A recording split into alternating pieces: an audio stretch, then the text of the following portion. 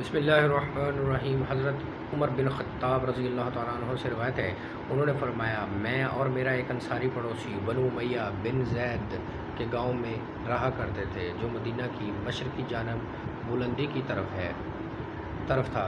ہم رسول اللہ صلی اللہ علیہ وسلم کی خدمت میں باری باری آتے تھے۔ ایک دن وہ آتا اور ایک دن میں۔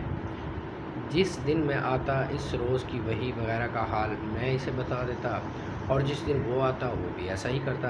ایک دن ایسا ہوا کہ میرا انصاری دوست اپنی باری پر گیا۔ جب واپس آیا تو اس نے میرے دروازے پر زور سے دستک دی اور کہنے لگا کہ وہ عمر یہاں ہے۔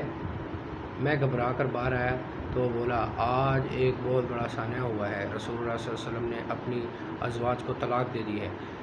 میں حفصہ رضی اللہ تعالیٰ عنہما کے پاس گیا تو وہ رو رہی تھی۔ میں نے کہا، رسول اللہ صلی اللہ علیہ وسلم نے تمہیں طلاق دے دی ہے؟ وہ بولی، مجھے علم نہیں۔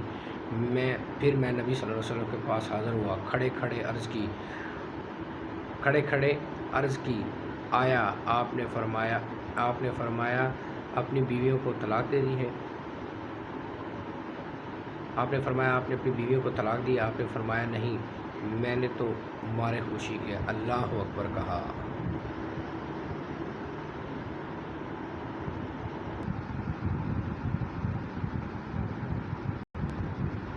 صحیح بخاری حدیث نمبر 89۔